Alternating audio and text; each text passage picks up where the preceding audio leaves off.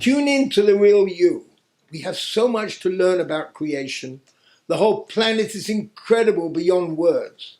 The landscape artists that created such breathtaking scenery enables us to get a real feeling of the depths and soaring heights of our soul and bodies. When we look at the most incredible mountain ranges from a bird's eye view, we can really feel the limitations of our body and human existence. Simultaneously, we are unstoppable. We're able to imagine and feel that our soul has limitless possibilities to fly and to rise to a crescendo of the great symphony being played around us. It is all beyond words. We can but gasp at the wonders that surround us in order to bring you in touch with these inner feelings. I would like to take you to a place that I used to visit with my family every summer. We used to spend 3 months a year up in the mountains in Switzerland. We would take the kids for long walks on an almost daily basis, and we looked forward to sweeping along the mountainsides and way above the trees back down to the village below. Almost on a daily basis, we always looked forward to getting to the other end of the trail and getting on a cable car, an open one, and with this swooping along the mountainside and away above the trees, back down to the village below. I'm going to transport you to the same faraway land up in the mountains. We are going to take a wander together and talk. Imagine that we have transported ourselves to this beautiful spot and are looking at the beautiful scenery. We are walking on a pretty high mountain. We see the valleys, the greenery, and the beauty of nature. We saw all the wonders of this world. We live in a fantastic world of miracles. The only problem is that sometimes we tend to focus on the occasional chaos that life presents, the unexpected problems and challenges that occur. That is not to say we do not sense happiness, pride, and enjoyment. However, sometimes the challenges get the best of us. As we walk along the mountain, we appreciate the splendor of nature. We hear the birds singing in the trees. We feel the fresh, warm breeze. We reflect on what a wonderful world we live in. It is inconceivable that the world could have created itself. The landscaping is too brilliant. While walking through a park, a beautiful area, we know a landscape artist must have been there to create it and make it happen. Man could never have created the world as it is, all here for our benefit. As we walk along, we look at the beautiful 13-petal lilies. Wouldn't it be perfect to live up here and walk through this glade regularly? There are only few places in this world that have 13-petal lilies. It's a national flower of Sri Lanka. You can also find them in Egypt. I want you to imagine yourself as being one of the 13-petal lilies in the mountains and the snow high up on the peaks. After all, we are like holograms in this world. We are partners in this world. We are made in the image of that one who is the master of all landscape artists. Therefore, we have to understand that we are one with everything. It is so beautiful to think this way. Very soon, I'll be taking you through the wonderful exercise you'd ever had in your life. I do not like to call it meditation due to the connotation of the word. Meditation means you empty your mind and feel relaxed. However, when you come back to reality, you return to the same problems, the same challenges, and problems in your life are still there. This exercise is offered, though it is a way of changing everything for you. I call it reflection, connection, mind direction exercise. But we will discuss it. I will carry on walking through the glade. I want you to picture the real you and I as souls. Our bodies are only our spacesuits. Let's head for the cable car, the open cable seats over there. Let's sit in one where it is just you and I together. We are going to swing down over the mountains. It happens to be a long ride, yet we are going to enjoy it. Now we both have the feeling that we are disembodied souls, flying through the sky, detached from everything else. Will it feel as if we are above time, space, and motion, free from any restrictions? We can now see the inner meaning of being able to see the back of the divine with our own eyes. After all, no one gets to seal the real architect and landscape artist who created this mind-boggling scenic plan. They only get to see the wonders and the glory of creation. This experience reminds us of what ancient books teach us about the journey of the soul. Once a person dies, we call it passing away, because it is really passing away. It is just the body that dies. But the real personality hidden in the soul passes away. It passes away to a completely different dimension of existence, into the depths of the universe. Many times in our sleep, we dream of flying to far-off places, hovering just above the ground and moving at high speed, just floating over land with no restrictions. In our dreams, we feel that we have a special capability to fly, and we see some of the other people around us flying or still. The truth is that the soul does not really want to break free. Having been attached to the body for such a long time, the soul mourns for the loss of the physical body. It does not want to leave the family and friends, environment and surroundings behind. At the same time, there is a feeling of incredible bliss, content, and glory. Imagine the ride on the cable seat, and you're sitting in an open car, and you feel what the soul feels. The soul flies above the trees, houses, and reality of existence for at least 30 days after the body dies, taking off and landing continuously. We are told that the soul actually flies back and forth between the grave and the family. The reason that it is not ready for the big journey far away, up with the source of all souls, way above the 7 heavens in another dimension. Why did I start with this wonderful imagery?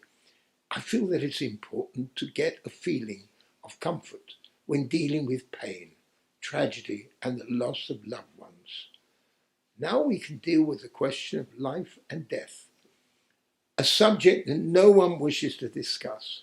We are all told by the sages that the power to forget the end or the beginning is a blessing. At times, however, it is important to remember that anyone can go at any time when the call comes. You can't take the phone off the hook. You must answer and move on immediately. This awareness is also important to teach us not to delay and leave things for later. After all, there might never be a later. It also helps us to put our minds and lives into perspective. That is what I am doing, and it's important. Should I be doing something else with my time? What am I building? And why? Are anger and strife really necessary? Are the ego and pride of any value? Remember, everyone gets an equal share in the grave space and takes nothing with them, not even their watches. Everyone is equal in death. The body could have been someone who is very rich or very poor, brilliant or a fool, righteous or sinful. It could have belonged to a king or a pauper, a powerful individual or a simple laborer. Death equalizes us all. What transcends above time, space, and motion is the soul in its own uniqueness, stripped of all the pride and ego. This certainly helps us to put our lives into perspective. Each one of us goes through that experience when someone is taken, regardless whether it happens slowly or suddenly. It always takes us by surprise. We tend to forget that we'll join the departed in good time. However, life is for the living, and we must carry on. My wife and I went through this experience with our own daughter. She was only 38, about to turn 39. She left us at a very young age. She was a positive thinker and never complained about her illness. Not once did I hear her complain. I knew it was painful. I knew it was difficult. In the last 17 days in the hospital, I would look into her eyes and know when she was in pain. Nevertheless, she never said anything. nor admitted to it. On the contrary, she always had a joke up her sleeves. She was always happy, which is indeed the great way to fight cancer or any other illness. She told me that it would either help her or not, and if it didn't, she would die happy. That is a powerful thing for someone in that place to say. In fact, I believe it was her positivity that helped her hang on for so many years. My brother was a specialist in cancer care and was working at one of the top hospitals in California at that time, visited her and told her that she did not have long to live. However, with her determination, positive outlook and attitude, joyfulness and appreciative spirit, she was able to hold on for a bit longer. In fact, she lived another 8 years after he made that prediction. My wife and I had the privilege of spending quality time with her for the last 17 days of her life. Interestingly, during that period, I was really above time, space, and motion. I was willing to carry on taking care of her for years if necessary. I would try to help her ease her pain by putting a spoon in her mouth so that her teeth could grip it. However, I never said a word why I was doing it. I would also give her fruit ice to suck on, hoping that it would relieve her pain and quench her thirst. We know that this was one-way street, and there was no known cure.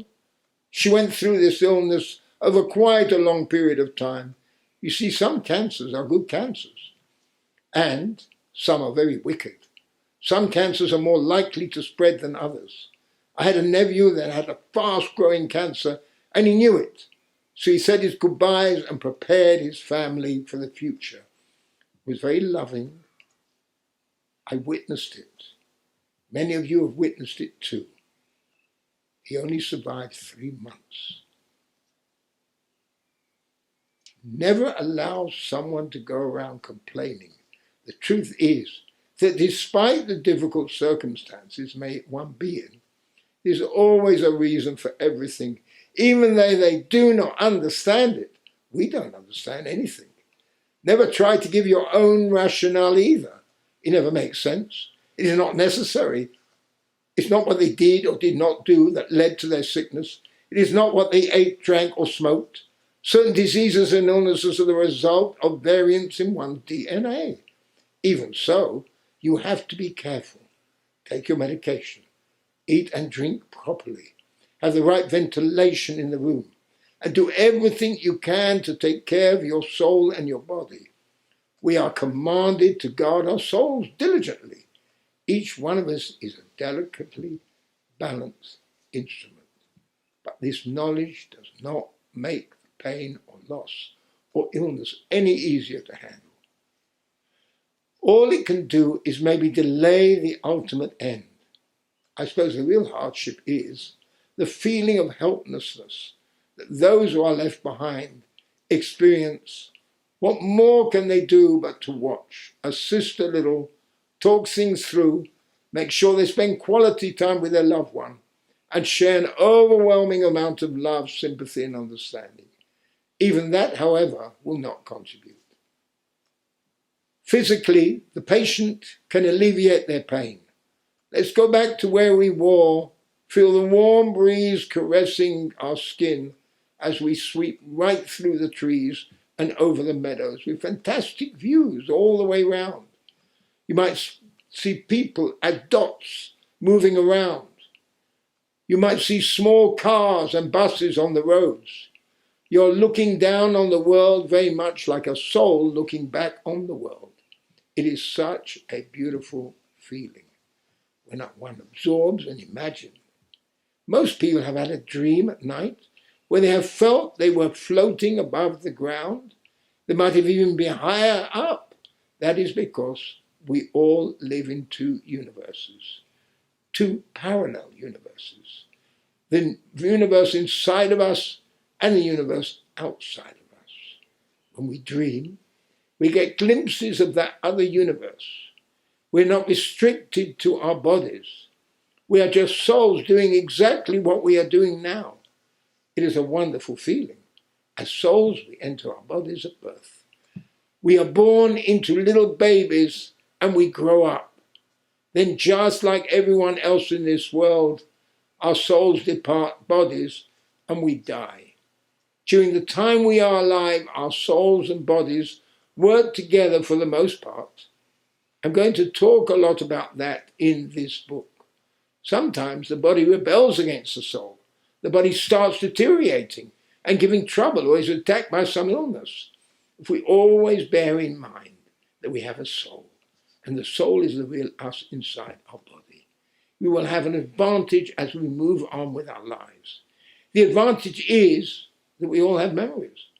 Remember the song, Thanks for the Memories? That is exactly what we have to be thankful now. No one can take them away from us. Back at home during the mourning period, following my daughter's death, I was sitting with all of my family, grandchildren, and the rest of the family, talking about the good things that their mother had left behind. As we were celebrating her life and trying to put the pieces back together, a message came into my head, a download. Listen, I said, I want you to imagine that 39 years ago, an angel came and spoke to your grandmother and grandfather. He said, I'm going to give you a beautiful girl. Now, you've all seen photographs of your mother at all different ages. She was beautiful and lots of fun. She was always good, and we never had any problems with her. She was always positive with a smile on her face. She was always helping everyone in the family and friends. Everywhere, that is how she went through life, and that is how all of us remember her. The angel carried on, I'm only going to give you this gift for 39 years. You want to take it, or do you want to leave it? It was our decision to make, of course. Of course we wanted to take her. Now, if the angel had come to each one of you when you were born, or when you were very young, and said, you'll have your mother for 8 years, you will have your mother for 17 years, and you over there will have your mother for 19 years. I don't want to hear a word of complaint when I have to take her back. She is my gift to you with a limited guarantee. Would you like the gift? Would you like to enjoy it? What would you have responded? What would any of you have refused to take it? Of course we would not. We all would have been taking the gift just as we, your grandparents, did. That is what you have to remember each and every day of your life. You should appreciate whatever gift you have, no matter how limited the time you have. Each one of us has accepted limited time gifts in being born and coming into this world. Challenges, joys, and disappointments are all an inevitable part of life. Life is for the living. We must choose life whilst we can. We must do this on an hour-to-hour and day-to-day basis. Each one of us must meditate on the thought. Ask yourself, why am I having a fight or getting angry? Why am I hurting my loved one? Maybe by tomorrow morning I will not have a chance to put it right, or they might not have a chance to put it right with me. So why do it? We should remember that everything we do will turn into memories. One day it will become our story, through which other people will remember us. How many people have heart attack and die from shouting and screaming? Something they cannot control. I know from personal experience that is very, very difficult. But you have to have restrictions. And you have to restrict. This is how you want people to remember you, as an old, complaining and dissatisfied person. I remember meeting an old woman in a retirement home. She was sitting in a wheelchair, and I heard her turn around to say to her helper, "Don't look at me as this old, decrepit woman that you have to clean up and feed all the time.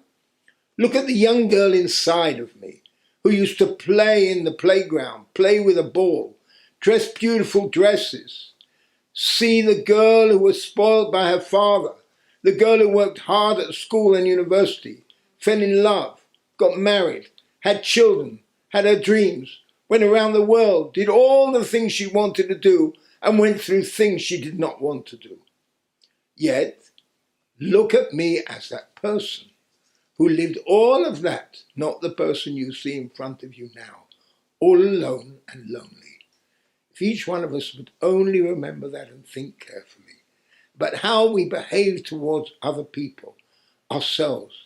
We hold a big advantage. Memories are the advantage we have. Life is full of challenges. We fall ill, or have a loss, a loved one dies, or they become seriously ill, they leave our lives for different reasons. They might travel to another country. They are no longer with us, even though thanks to our modern age and technology, we can still communicate, even though sometimes that is difficult too. It does not happen quite as often as we did before. While they live closer, we would see them more often. Now it's reduced to a phone call here and there. All of that is natural. It is what happens and is the way of life. The same thing happens with our souls. We go through different ages and we recycle ourselves. As we go deeper into this book, I'll be introducing you to things that I want you to internalize. As you do, you will learn how to handle the challenges that you face in life. Just like me and the people close to me have. Before we come back from this dream that is in the divine mode to reality and the default mode, where normal life happens, I would like to tell you something you will find that this book is a family book at the end of the day. Everyone is unexpectedly hit by something in their lives. It is not just the universe that experienced the Big Bang. We all get Big Bangs in our lives, and many of us having experience all the time. Many of us have picked up this book or are watching this video because something has already happened. If you take the process of aging, it not only happens to us, but to the people around us. Likewise, this book will help you handle yourselves as well as others. When someone in the family gets a very serious illness, or when we get sick, how do we handle it? We are not the only ones who exist in this world. It is everyone around us too. That is why I've put this book together. It's a family book, which everyone should read. It will help you handle all of the challenges, stresses, and tribulations you may face in your lives. I want you to remember that we are talking about our souls. And flying in a parallel universe, always remember that everyone has a soul. It does not matter what color, race, religion, or origin. It does not matter how rich or poor, clever or not so clever. We all have souls. Therefore, we need to talk to people's souls. With that, let's move on to the next chapter.